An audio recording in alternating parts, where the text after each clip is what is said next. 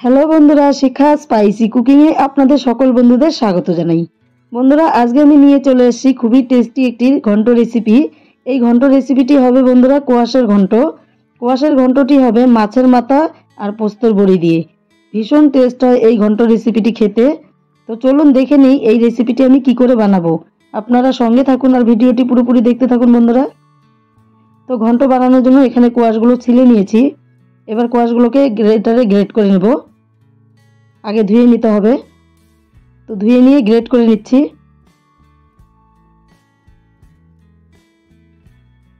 আপনারা চাইলে এটা দাও দিয়েও কেটে নিতে পারেন, গ্রেটারে এরকম হচ্ছে। তো এটা কাটার পরে কিন্তু আমি আরেকবার ধুয়ে নেব। তো দেখুন বন্ধুরা, আমি কাটার পরে আরেকবার ধুয়ে নিয়েছি, এরকম হয়েছে এগুলো। আর বন্ধুরা সাথে নিয়েছি রুই মাছের মাথা। তো এখানে দুটো মাছের মাথা আছে, এই মাথাগুলো আমি ধুয়ে পরিষ্কার করে হলুদ লবণ মেখে নিয়েছি। এখানে নিয়েছি পোস্তর বড়ি। এবার আমি উনুনে একটা কড়াই চাপিয়ে দিলাম, তাতে দিয়ে দিব সর্ষের তেল। তো সর্ষের তেলটাকে গরম করে নিয়ে আমি আগে বড়িগুলো ভেজে নেব। হালকা আঁচে বড়িগুলোকে সুন্দর করে লাল করে ভেজে নিতে হবে। তো বড়িগুলো ভেজে নিয়ে আমি একটা পাত্রে তুলে নেব। বড়ি ভাজতে তো বেশি একটা টাইম লাগে না। তো বড়ি কিন্তু ভাজা হয়ে গেছে, আমি নামিয়ে নিলাম। এবার আরও তেল দিয়ে আমি মাছের মাথাগুলো ভেজে নেব। মাছের মাথাগুলোকে খুব সুন্দর করে লাল লাল করে মুচমুচে করে ভেজে নিতে হবে, তাহলে খেতে কিন্তু ভীষণ টেস্ট হয়। তো লাল লাল করে ভেজে নেওয়া হয়ে গেছে বন্ধুরা। এবার একটা পাত্রে তুলে নেব। এখানে ফোড়নের জন্য নিয়েছি শুকনো লঙ্কা, তেজপাতা আর পাঁচফোড়ন, কিছুটা রাঁধুনি।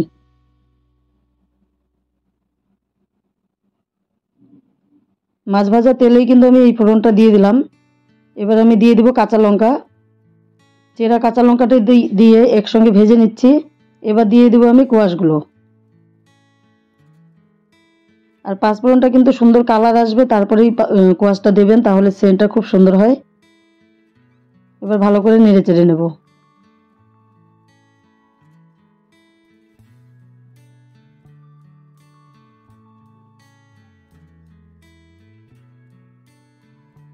এই কোয়াশ কিন্তু মুগ ডাল দিয়েও ঘন্ট খেতে দারুণ টেস্ট হয়। নিরামিষ দিনে মুগ ডাল দিয়ে ঘন্টটা করতে পারেন, মুগ ডাল, ছোলার ডাল। তো পরিমাণ মতো লবণ দিয়ে দিলাম বন্ধুরা। এবার দিয়ে দিব হলুদ গুঁড়ো, আর সাথে দিয়ে দিব জিরা পাউডার। এই মশলাটাকে আবারও ভালো করে মিশিয়ে নেব।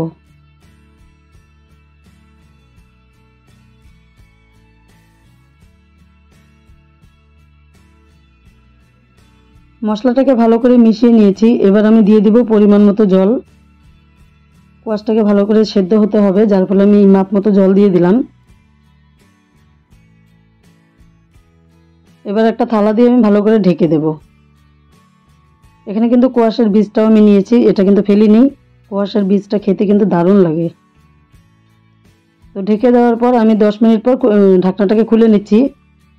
আর কোয়াশটা এখন বেশ সুন্দর সেদ্ধ হয়ে গেছে। এবার এখানে আমি মাছের মাথাগুলো দিয়ে দিব। মাছের মাথাটা দিয়ে আবারও নেড়ে চেড়ে দিচ্ছি। এখন কিন্তু ঘন্টটা নাড়াচাড়াতেই মাছের মাথাটা ভেঙে যাবে, তো আমি আর একটু জাল করে নেব।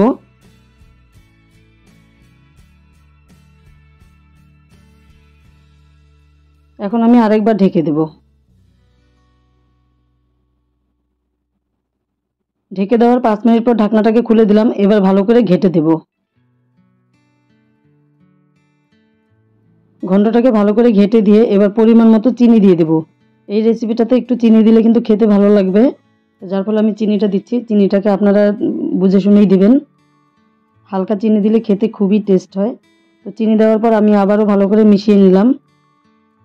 তো দেখুন বন্ধুরা, এখানে সামান্য পরিমাণ জল রয়েছে। এখানে আমি পোস্তর বড়িগুলো এখন দিয়ে দেব।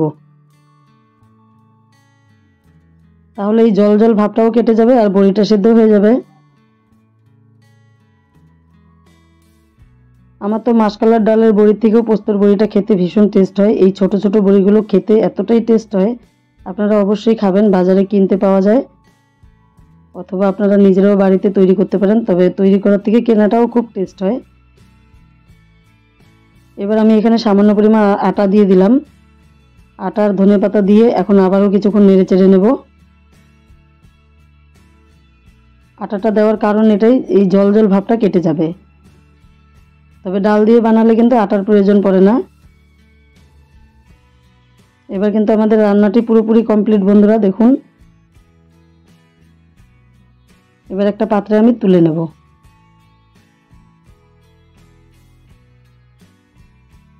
তো বন্ধুরা, কোয়াশের এই ঘন্ট রেসিপিটি দেখে আপনাদের কেমন লাগলো অবশ্যই কমেন্ট করে জানাবেন। আর আমার এই সম্পূর্ণ ভিডিওটা দেখার জন্য আমার নতুন পুরনো সকল বন্ধুদেরকে জানাই অসংখ্য ধন্যবাদ।